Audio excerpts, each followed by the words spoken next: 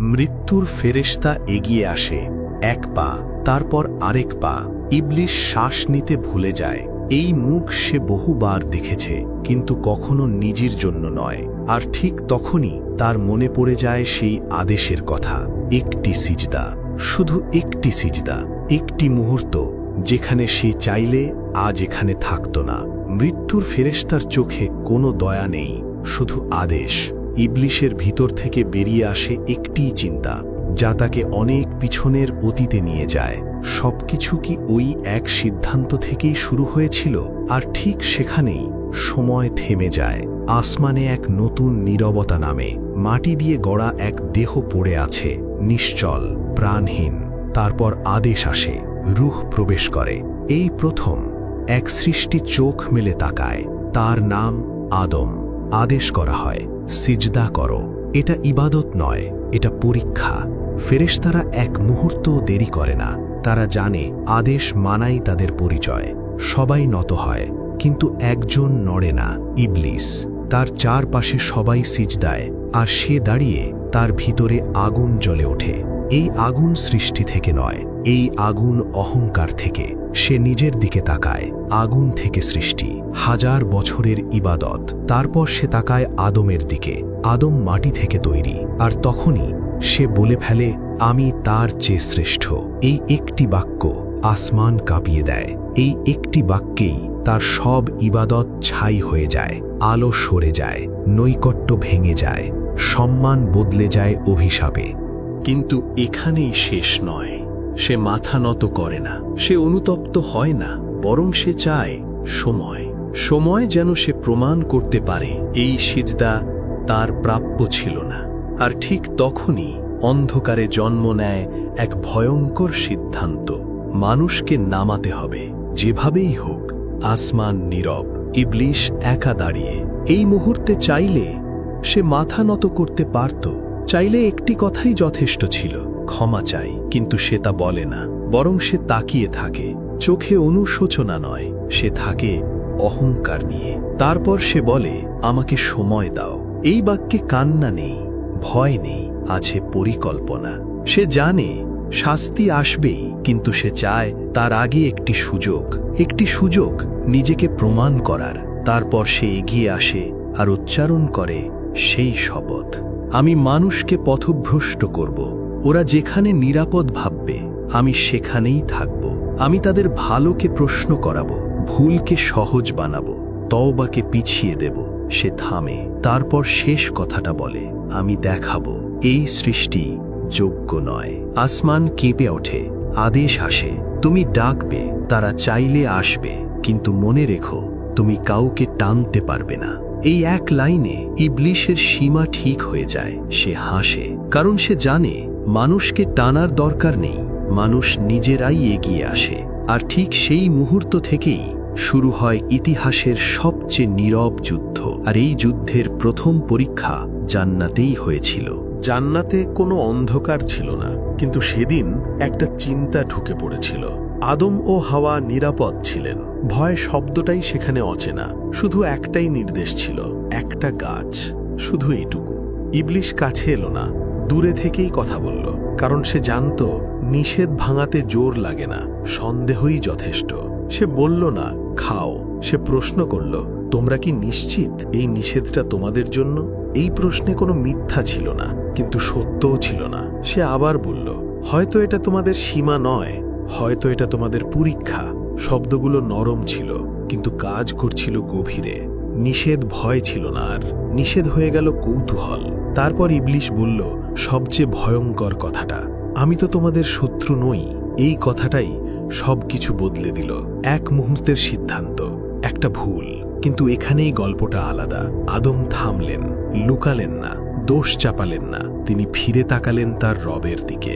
আর ঠিক এখানেই ইবলিশ হেরে যায়, কারণ সে কখনোই ফিরে তাকায়নি। এই একটি পার্থক্য মানুষকে রক্ষা করে আর ইবলিশকে ধ্বংস করে। ভুল হয়ে গেছে, এই সত্য লুকানোর চেষ্টা হয়নি। আদম পালাননি, দোষ চাপাননি, তিনি মাথা নিচু করলেন। কোনো অজুহাত নয়, শুধু স্বীকারোক্তি। জান্নাত তখনও শান্ত, কিন্তু আদেশ ভাঙার পর সেখানে আর থাকার জায়গা নেই। আদেশ এলো, নেমে যাও। এই শব্দের রাগ ছিল না, ছিল বাস্তবতা। পৃথিবী এক নতুন অধ্যায়। কষ্ট থাকবে, ঘাম থাকবে, ভুল থাকবে, কিন্তু সাথে থাকবে ফিরে আসার সুযোগ। আদম কাঁদলেন, শব্দ করে নয়, অন্তর থেকে। আর সেই কান্না আসমানে পৌঁছালো, ক্ষমা কবুল হলো। এই মুহূর্তেই ইবলিস বুঝে গেল সে হেরে গেছে, কারণ সে মানুষকে নামাতে চেয়েছিল, কিন্তু মানুষ ফিরে যাওয়ার পথ পেয়ে গেছে। আর ঠিক সেদিন থেকেই ইবলিস শপথ নিল, এই পৃথিবীতে সে মানুষকে আর কখনো শান্তিতে থাকতে দেবে না। শত্রুতা শুরু হলো। পৃথিবীতে নামার পর মানুষ একা ছিল না, কিন্তু সে সেটা জানত না, কারণ শত্রুটা কখনো সামনে এসে দাঁড়ায় না, সে পাশে হাঁটে। মানুষ যখন সিদ্ধান্ত নিতে বসে সে তখন কথা বলে, কিন্তু শব্দ করে না, ভাব হয়ে কথা বলে। সে বলে না ভুল করো, সে বলে একটু করলে কী বা হবে। মানুষ যখন কষ্টে পড়ে সে প্রশ্ন ঢুকিয়ে দেয়, এত চেষ্টা করে কি লাভ? আর যখন মানুষ ভালো কিছু করতে যায় সে মনে করিয়ে দেয় সবাই তো করে না। এই কথাগুলো খারাপ শোনায় না, এই কারণেই এগুলো কাজ করে। আর যখন মানুষ একবার পাপে পড়ে যায় সে তখন সবচেয়ে বিপজ্জনক কথাটা বলে, এখন না হয় পরে ঠিক হয়ে যাবে। এই পরে শব্দটা হাজার মানুষের জীবন নষ্ট করেছে, কারণ মানুষ ভাবে সময় তার হাতে, কিন্তু ইবলিস জানে সময় কাউকেই অপেক্ষা করে না।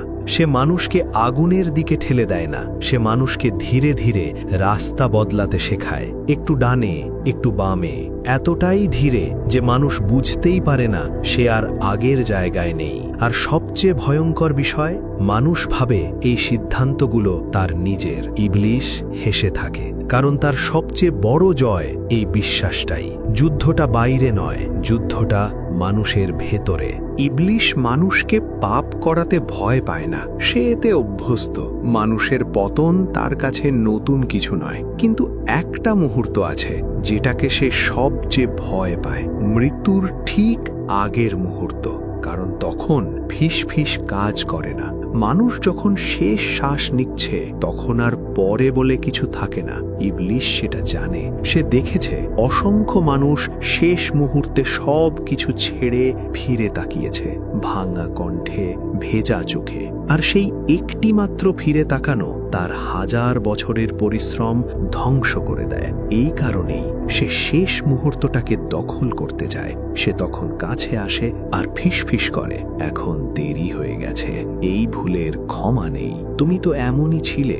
সে চায় মানুষ যেন হাল ছেড়ে দেয়, কিন্তু ইবলিসের সবচেয়ে বড় আতঙ্ক এই জায়গাতেই, কারণ সে জানে যতক্ষণ শ্বাস আছে ফিরে যাওয়ার দরজাও খোলা। একটি নিঃশ্বাস, একটি স্বীকারোক্তি, এই ছোট জিনিসগুলোই তার সবচেয়ে বড় শত্রু। আর তাই সে মৃত্যুর আগে মানুষকে ভাঙতে যায়, কারণ মৃত্যুর পরে তার আর কিচ্ছু করার থাকে না। এই সত্যটাই ইবলিসকে কাঁপায়। ইবলিস শুধু ফিস ফিস করে না, সে দেখে। হাজার বছর ধরে সে মানুষের মৃত্যু দেখেছে। সে দেখেছে কেউ শান্ত মুখে চোখ বন্ধ করছে, কেউ আতঙ্কে ছটফট করছে। সৎকর্মীদের মৃত্যুতে আকাশ হালকা হয়ে যায়, তাদের আত্মা আলতোভাবে উঠতে থাকে। ইবলিস সেগুলো দেখেছে। সে দেখেছে পাপীদের দেহ থেকে আত্মা ছিঁড়ে নেওয়া হচ্ছে, চিৎকার, ভয়, অসহায়তা। এই দৃশ্যগুলো তার কাছে অচেনা নয়, কিন্তু প্রতিটি মৃত্যুর সাথে একটা জিনিস তাকে মনে করিয়ে দেয়, এই ফেরেশতা একদিন তার সামনেও আসবে। সে জানে সে অমর নয়, সে জানে সময় তাকে পাশ কাটাবে না। এই কারণেই সে মানুষকে ভুলিয়ে রাখতে চায়, কারণ যত বেশি মানুষ ভুলে থাকবে তত দেরিতে সে নিজের শেষটার কথা ভাববে। কিন্তু সত্যটা বদলায় না। যত মানুষ মারা যায় ততবার ইবলিস বোঝে তার পালা কাছে আসছে, আর এই চিন্তাটাই তার ভিতরের আগুনকে আরো হিংস্র করে তোলে, কারণ যে শেষ জানে সে শেষটা দেরি করতে চায়। এই নীরবতাটা ইবলিস চেনে। এটা সাধারণ নীরবতা নয়, এটা শেষের নীরবতা। আকাশ ভারী হয়ে যায়, সময় ধীর হয়ে যায়, আর ঠিক তখনই সে অনুভব করে উপস্থিতি। পেছনে ঘুরে তাকানোর আগেই সে জানে কে এসেছে, মৃত্যুর ফেরেশতা। কোনো ঘোষণা নেই, কোনো সতর্কতা নেই, কারণ যার জন্যে আসা হয়েছে সে জানে আজ আর সময় নেই। ইবলিস পিছিয়ে যায়। এই প্রথম তার প্রবৃত্তি পালানো। সে ছায়ায় মিশে যেতে চায়, রূপ বদলায়, অস্তিত্ব ভাঙে, কিন্তু আজ ছায়াও তাকে আশ্রয় দেয় না। যে উচ্চতায় সে উঠতে চায় সেখানেই দাঁড়িয়ে আছে ফেরেশতা, যে গভীরতায় সে নামতে চায় সেখানেও আদেশ পৌঁছে গেছে। এই প্রথম ইবলিশ অনুভব করে ক্ষমতা আর কাজ করছে না, ধূর্ততা আর বাঁচাচ্ছে না। ফিস ফিস থেমে গেছে। তার সামনে ভেসে ওঠে হাজার বছরের দৃশ্য। মানুষ যাদের সে পরে বলিয়েছিল, মানুষ যাদের সে আশা ভেঙে দিয়েছিল, আজ কেউ তার ডাক শুনছে না। মৃত্যুর ফেরেশতা এক পা এগিয়ে আসে, আর এই এক পায়ের সাথে ইবলিশ বুঝে যায় এই যুদ্ধ সে হারেনি আজ, সে হারিয়েছিল সেই দিনই যেদিন সে মাথা নত করতে অস্বীকার করেছিল।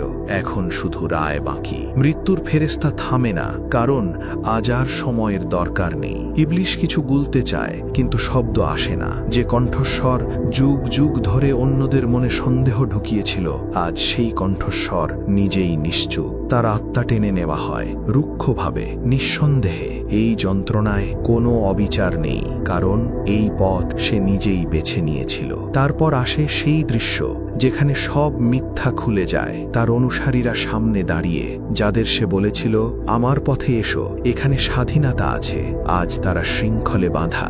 তারা চিৎকার করে, তাকে দোষ দেয়, আর তখন ইবলিশ তার জীবনের সবচেয়ে নিষ্ঠুর সত্যটা বলে, আমাকে দোষ দিও না, আমি শুধু ডাক দিয়েছিলাম, তোমরাই শুনেছিলে। এই কথাটাই তার শেষ স্বীকারোক্তি, কারণ সে কখনো কাউকে ঠেলে দেয়নি, সে শুধু দরজাটা খুলে রেখেছিল, আর মানুষ নিজে হেঁটেছে। তারপর আগুন ডাকে, যে আগুনে সে অন্যদের টানতে চেয়েছিল, আজ সেই আগুনই তাকে চিনে ফেলে। সে পড়ে যায় গভীরে, আর কোনো শেষ নেই।